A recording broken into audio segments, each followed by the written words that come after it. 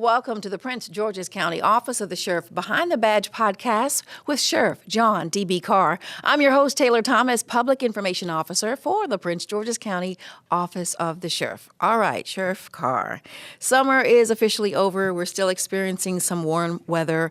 What are some of the areas of concern as we still have that in-between time where people are out moving around? So not areas of concern. I would say areas that we always want to focus on. That would, one, be our youth going back into schools, making sure that they're prepared and safe. So we're always looking out to see how we can actually partner with them, making sure that they have their supplies. And we've been doing still some book bag drives and also school supplies drives with a lot of middle schools and here in the high schools as well. I always want to keep focused on domestic violence, mental health, and again, focusing on our seniors as far as scams. Going back to mental health, we know the month of October is our Domestic Violence Awareness Month. And mental health as well is one of those months that we always want to try to take a look at. Mental health, again, will always be in the forefront as looking at our numbers for the month of August. We still were in the hundreds as far as our emerging petitions. Domestic violence, we were 1,914 peace and protective orders that we've received from the courts in the month of August. So we're very consistent with our numbers. I am looking forward to the month of October, in which we'll be preparing for that Domestic Violence Awareness Month. We do have some things that we want to try to approach differently, working with our nonprofits, working with our law enforcement partners, and other agencies to try to get that number down and to try to make sure that we provide additional resources. Now, I know that the Office of the Sheriff played a big role for bringing the students back this fall, and it was really all over the county. There's specifically schools that you have Inspiring Young Minds. Talk to me a little bit about that, because there's a new school, right? Yes. Goes to middle school. So Inspiring Young Minds is a program in which we do mentorship. We actually teach in the class as far as social issues. Of course, we're with teachers inside of the class, but it's really about that mentorship, developing our youth, talking to them about social issues that they not only see inside the school, but also outside in their homes, in their communities. We want to make sure that they know and they have resources that they can actually refer to when they put in that tough situation. So Inspiring Minds has definitely grown. We're trying to make sure that we perfect it in many of these schools. So as we expand, we want to make sure that curriculum meets the needs of that the school, but also that community. So we're from the north part of the county. The northern part will be Greenbelt Middle School. And then we're also down at the southern end. I mean, we're at Stephen Decatur. We're at those schools down there on the southern end as well. So we do have a variety of schools. Different communities. We just want to make sure that we're able to provide that to our youth so that they can succeed. Now, the big question would be, how can my school become a part of Inspiring Young Minds with the Office of the Sheriff? What's the process? So the process would actually be, please reach out to our community partnership group. As we wind up getting that information, we will be speaking with the principal and administrators. We do have an MOU with the Prince George's County School System, so we can then see for the following year what we can do. There were some schools in which we had to reevaluate and move some of our deputies around. Still looking at staffing, so we want to make sure that we can do that. But we want to make sure that we work hand in hand with the schools to see what their needs are, to see how we can participate, how we can be there with them. I mean, we're there during parent-teacher night. We're there during back-to-school night. We're there during any of their community events. So anything that we can do, one, with presence, two, actually speaking to the kids, in which we can actually bring our K-9 out or some of our tactical vehicles. We just want to make sure that we're there with them and that we support them as they start to grow and engage and learn. Hopefully we can actually get some future deputies out of that as well.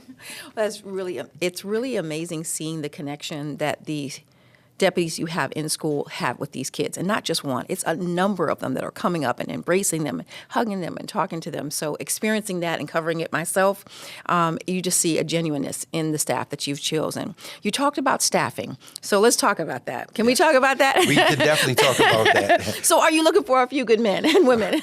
We are definitely looking for a few good men and women to serve here at the Prince George's County Office of the Sheriff. We are always looking. I always tell people to go to our website, PGSheriff.com. If you don't see anything listed on the website, trust and believe it is coming. So the Prince George's County OHRM, Human Resource Management. Yes. They're responsible for actually posting onto the website. Please contact us. Let us know, because we always have vacancies. We always want to make sure that we provide those opportunities for those who live here, or even those who are outside the county. Definitely prefer to try to have some folks who live here, as you have that vested interest in making sure that our community is safe, and you want to see it grow and prosper. So please go to our website, pgsheriff.com. We are looking for administrative positions and also sworn positions, deputy sheriff positions, and like I said, administrative. So our administrative positions will be in domestic violence, civil, landlord, tenant. We also have positions in our warrant division. We're also looking for investigators, and that's in our warrant investigation and also dealing with domestic violence. We are also looking for, of course, sworn personnel.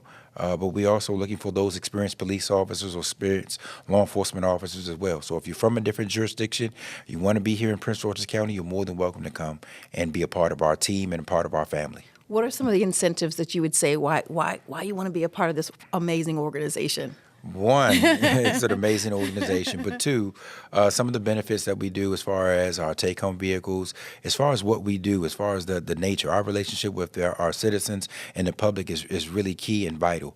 We are the law enforcement arm of the courts, so therefore a lot of stuff that we deal with, you're dealing with families, and to see that they are made whole again, no matter how bad the situation may be, is something that is definitely rewarding. We do offer financial incentives as well, because that is always something big for a lot of individuals as they come into this profession. You're also looking at more of a fixed schedule, so it's not as bad. We do have units that are 24 hours, 7 days a week, but we do have a lot of those units that are fixed, Monday through Friday, 8 to 4, 9 to 5, early hours where it may be 4 to 12. So we have many different jobs, many different roles in our community that we definitely need to fill and make sure that we serve our citizens. PGSheriff.com. All right, coming up next, do you know what the Office of the Sheriff does? Okay, Sheriff Carr just hinted about it. Do you know the difference between the Office of the Sheriff and the Police Department? Well, stick around. Coming up, we're going to give you a chance to get to know the Office of the Sheriff up close and personal. Stay tuned. We'll be right back with PGSO Behind the Badge with Sheriff John Carr.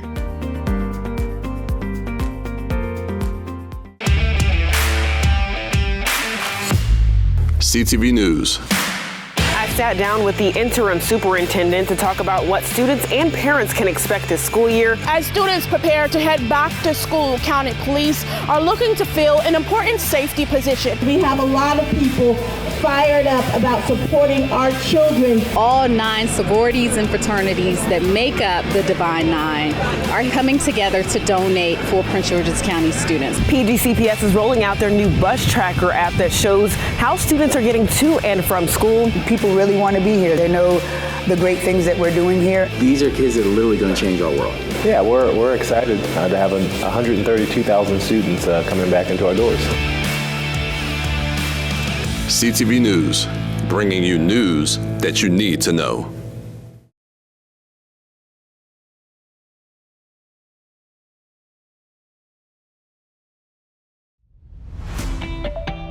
Prince George's Community Television, the home for everything Prince George's, is gearing up to start our summer media training and classes.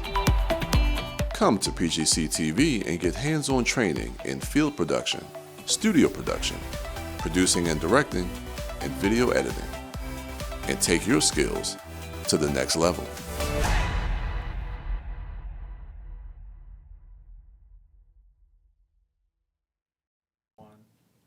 Welcome back to the PGSO Behind the Badge with Sheriff John D.B. Carr. I'm Taylor Thomas, Public Information Officer for the Office of the Sheriff. Well, have you ever wondered what are the responsibilities of the members of the Office of the Sheriff? If you said yes, then I have just what you need, an opportunity to join our Citizens Academy. And joining us today are 2 members of our past sessions. We're excited to have them. We have Degwa Kamal, also lovingly known as D, and Mr. Walter, I almost called you Redmond, for joining us. Thank you so very, very much for joining us today. You know, the sheriff talked a little bit and mentioned, the programs that he offers for the community, and this is one really close to his heart, Citizens Academy. Sheriff, where did this come from as far as making this happen? And the response from the public has been pretty strong. Yeah, so many people may have heard of Citizens Academies, especially with different agencies. It's really in law enforcement, understanding, what we do each and every day. The Sheriff's Office, we've never had a Citizens Academy, and we're a little unique. We're, the law enforcement arm of the courts, but we're also in the state constitution. So the sheriff being an elected position, you really wanted to highlight what are the differences between the sheriff's office and police department, exactly what we do, as you may not see us for every 911 call, but you do see the cruisers or you see us out in the community. If you really had nothing to do with the courts, you probably would say, hey, I didn't know Prince George's County had a sheriff's office. And that's something coming into office I wanted to make sure that we were able to change, and that we wanted to make sure that we were more in the community and that the community understood exactly what we do and how we serve them. As an elected official, the citizens are my supervisors, and I need to make sure that my supervisors are aware of what we are doing each and every day, and also get feedback from them as far as what they would like to see us doing, what they would like to see me as far as implementing any changes within the organization. So it was a no-brainer for me. It was important. It's a great program. You actually have deputies and different deputies from other parts of the Bureau that are doing the classes. And I think our two guests here, Mr. Redmond and Dee, you can really attest to it. So let's start off with you, Mr. Redmond. What made you and your beautiful wife, who is sitting in studio now, decide to take on this 12-week session? Well, one, I have to say I've come 360 degrees of law enforcement. Where I grew up, with the sheriff, and as I remember, he was fair and so forth. But then I went to Chicago and I got involved with or learned about police officers that were not so good. And I really had a negative view of law enforcement. And when I came here in the late 60s, early 70s, had a very, very negative view of police officers in Prince George's County. We couldn't hear anything good about them. So one of the things that I know in terms of solving problems is to get involved in solving problems. So the sheriffs, we took the police academy, but every time I saw Sheriff Carr or one of his deputies, they would say, you should take an academy, you should take an academy. So there was a little bit of arm twisting there. But again, I know, too, that law enforcement is basically reactive. Crime committed, police come. And I think Sheriff Carr has taken a proactive process in law enforcement with the academy, and also his presence in the community. Wow. So, Dee, what inspired you to make this 12-week commitment? Is that you can miss one class, right? One or two. That's the most. Maybe, right? Exactly. You miss the class, you're missing something. You really are. You really are. So I was part of the first session. And so, so when I saw the flyer, I think it was on Facebook pop up, and once I saw it, I was interested in it because it's something that I didn't know about. Like I didn't know about what the office of sheriff does. I knew Sheriff Carr, but I didn't. But once I saw it, I said, "Oh, this is very interesting." So I think I want to take it. So I reached out to one of my friends, and I asked her, I said, "Hey, you want to take this class?" She's like, "Oh, sure, we can take it." So yeah. So you brought someone with you, like Mr. Redmond. I brought a friend. You brought a friend. Okay. Yeah, one of my good friends, Terry. So she came into the academy with me. And so, and from there, it was learning something new, and like what Mr. Redmond said, you learn the ins and outs of what the training programs, all the different things the sheriff do on a day-to-day basis, the difference between writs and warrants and things like that. You learn what they do outside of just doing writs and warrants. So you learn they are overall law enforcement officers. And so I look at that as now as outside of the class, we're now advocates for the sheriff office. Mm-hmm. So we're that line between them and the citizens. And so we get the opportunity to basically explain to them, no, it's not like that. There are human beings too. They get up every morning, go to work just like you get up and do the same thing. So it was very, very good class, very good experience. And I always thank Sheriff Carr for his vision in seeing that was necessary for both the sheriff office and also for the citizens to get involved into it. Now, Sheriff, I know I'm putting you on the hot seat with this. How does this make you feel when you see the responses from two different people that have chosen, different classes as well, that have chosen to take part?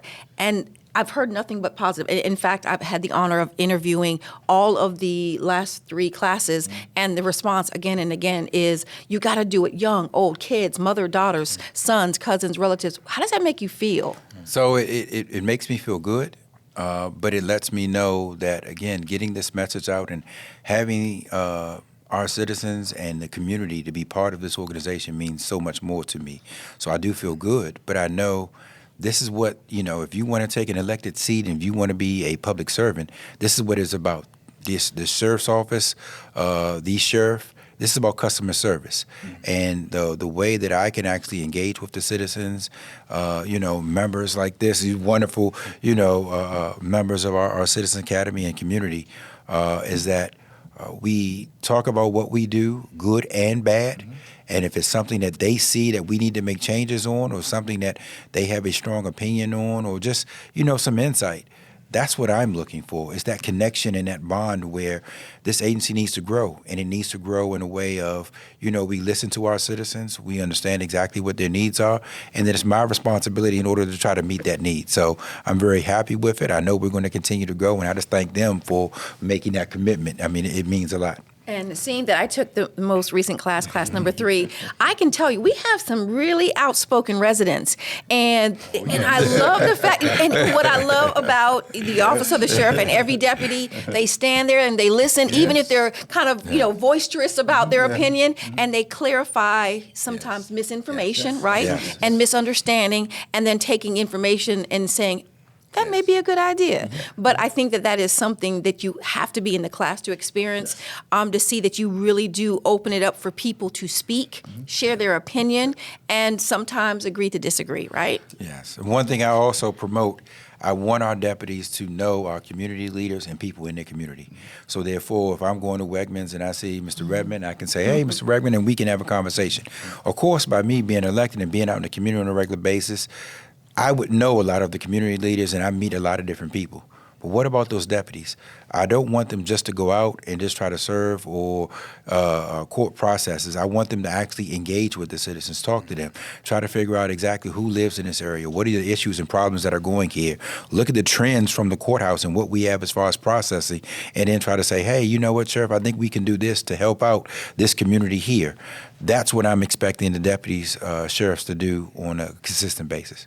I love it. Mr. Redmond, what was something that you learned that you did not know by taking this course? It is the sheriff's office, not the department. That's the first thing. That's the first thing, right? That's the first thing. Yes, it is the office of the sheriff. It is not the the office of the sheriff. And sometimes I have to catch myself now because that used to that was a good one. Yeah. That was a good one. Dee, I have to ask you too. What? Because you really made this a family thing. But and that's what I wanted to mention. When I graduated as sheriff, we were a family, and so but by doing community outreach, going into the community, doing different events, parades, and like that, we're absolutely our family. We feel like we're family. Like we see each other, we give each other hugs, we shake hands. We always they know faces, and or even they're very welcoming, and that's very important especially for citizens to see in a law enforcement agency that's as welcoming as the sheriff office. I mean, when you go to events and people walk up to them with excitement and not being disgruntled, you know what I'm saying? You know that the sheriff office is doing the right thing, and that's one of the things I learned off the break when we were sitting with Lieutenant Curtis and Sergeant Span, our instructors. They basically welcomed us in from the beginning, and that's how it was. And when the sheriff talks about a family, you get the wonderful shirt that you're wearing. You get to be a partner when we go out to the communities and taking part in a number of things that we do. Yeah. And I think that's what's kind of special, too, about the Office of the Sheriff and the program itself. Yes. Not after the 12 weeks, not that it's over. It's just the beginning of the relationship that the Office of the Sheriff, I believe, and Sheriff John Carr is wanting to have with the community, an opportunity for you to understand why they do what they do, how they do and why, and then how you can play a vital role in disseminating and assisting depending on what area of concern it may be. So we talked about this session, and we have one coming up, by the way. Yes. This is a big deal. We have one coming up. So October 13th, you can obviously go to pgsheriff.com and get more information. Signing up is simple. We just need you to be committed. Yes. One thing I was surprised about was that was my first time seeing the jail. And yeah. So when you hear people always watching, people are always watching. and the deputies there at the courthouse, I want them to know how amazing they are. Yes. The work that they do, when the sheriff talks about the number of weapons that are confiscated at the door, that's just at the door. They are some hard-working men and women that are truly dedicated to making sure that you come inside the building and do what business you need to do, and that you and your family or friends safely leave as well. Yes. Yes. I mean, to see, that is a massive building. Yes. That is a massive building. It's a lot to cover, and it's both inside and outside. Yes. So that's a lot. Yes. That was one of the things that kind of struck me too. It's the largest court building, but it has so much potential there. And I looked at all the technological assistance that they have to do that. This was one of the best short courses that I've ever had. Yeah. I'm glad to hear that. As you talk about like the courthouse, we are number one in the state when it comes to courthouse security. People actually look at us as the gold standard. Give you an example, for the month of August, we actually had 65,000 citizens or people come in and out of the courthouse for the month of August alone.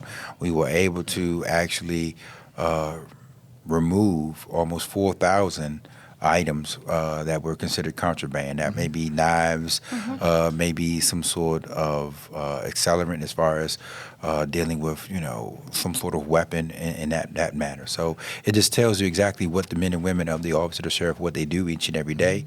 And being the head of the organization, I appreciate them as they are the engine, and they would make us, they make me look good, but they are the engine that actually serves our community as well. Now, are you two from Maryland?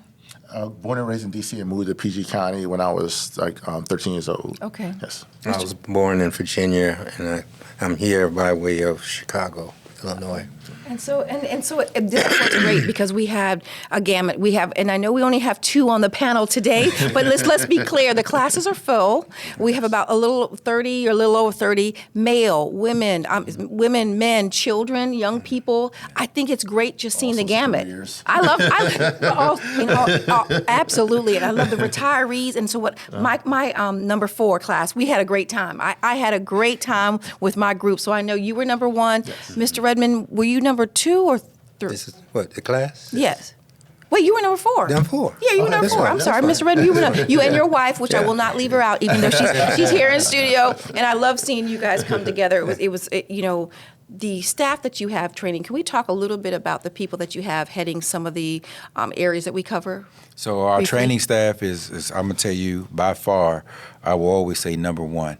Our training staff, they're experienced not only just dealing with the Citizens Academy, but they also actually service us through our in-service, our annually training that we actually do. So their experience is not only just with the actual Police Academy or Law Enforcement Academy.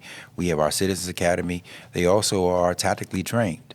As you talk about Lieutenant Curtis, he's right now the commander of our specialized operation team, and Sergeant Spann is also on that team as well. So it tells you how diverse they are, and it shows you exactly that they can go from a tactical situation and having that ability to speak on and talk about and teach to even, our citizens not knowing anything. So they are by far the best. We brought on what we call a civilian trainer as well and director, which is Brian Illich.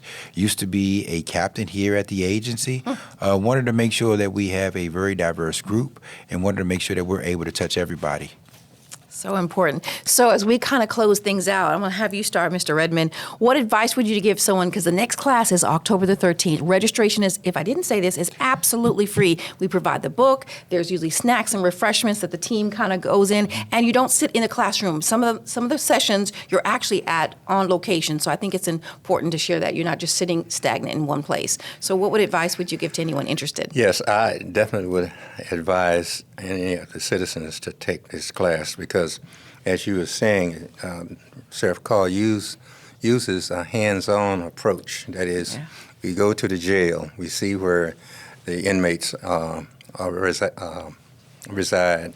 We also are introduced to the canine and how the canines are cared for. So there's so much that you just don't see or know ordinarily unless you would go and hear it in the class. In fact, I didn't know that he was elected and not appointed. I guess I knew it, but that's something significant. Right. So important. Elected. Yeah. D? Hopefully you voted for him. But definitely, before I go into that, we definitely want to thank the instructors for their commitment because they do work during the day and then they instruct us in the evening. So I definitely thankful for that. The sessions are very informative. You don't want to miss a session. Yeah. Like you definitely want to miss a session. You want to be at every session because if you're not there, you know you missed something. So it's very, very, very great, very informative class, and I think everyone should attend the class. All right, they said it best. I want to thank our special guests, Kamal and Mr. Redmond, for joining us today, and of course, Sheriff John D.B. Carr. Now, if you have a topic or if you have an organization that would like to come on the show, simply email me at shf-pio@co.pg.md.us. Don't forget to follow us on all of our social media platforms, and don't forget, stay safe and stay alert. See you next time.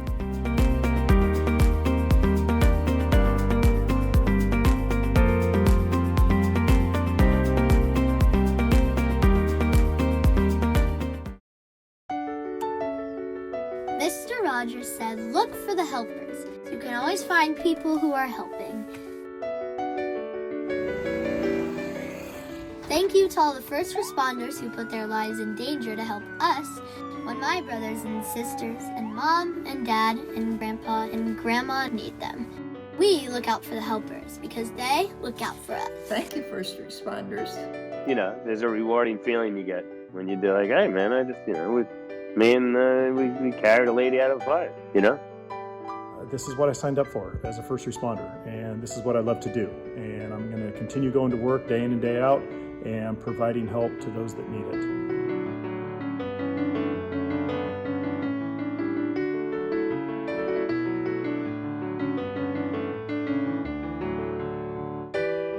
Thank you, first responders.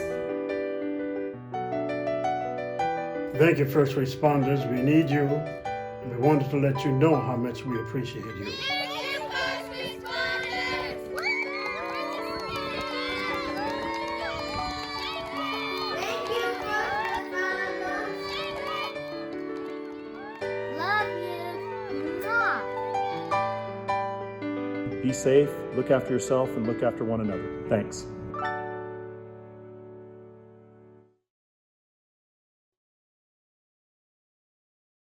I'm ambitious. I will not hide it. We will not hide it. We embrace ambition. Women are made to be ambitious. I will dream big. Big, without hesitation. We will take risks. Not live in fear. We will rise together. Rise above the negativity. No longer will ambition in a woman be seen as a negative. Be persistent. Don't apologize. Never give up on your goals and dreams. We will model ambition for our daughters and our sons. I will help women around the world, the whole world, to succeed. You have to persevere. Women are tough, strong, powerful. We have got to be a part of this conversation. Ambition is feminine. Ambition is empowering. Ambition is not a dirty word. I can think of a lot of dirty words. Ambition's not one of them. Ambition is sexy. Ambition is very sexy. What's your ambition? To help women build empires. Help more women run for office. Empower women financially. Help women entrepreneurs. Create powerful images. Change people's lives. Fight gender stereotypes. Equality for all. For all of us to lead joining in together. To transform societies. Change the world. Take the stigma out of the word ambition. Own your power. Own your power. Own your drive. Own your dreams. Own your dreams. No judgments. No judgments. We own it. Take the pledge. Take the pledge. Take the pledge. Embrace ambition. Embrace ambition. Will you?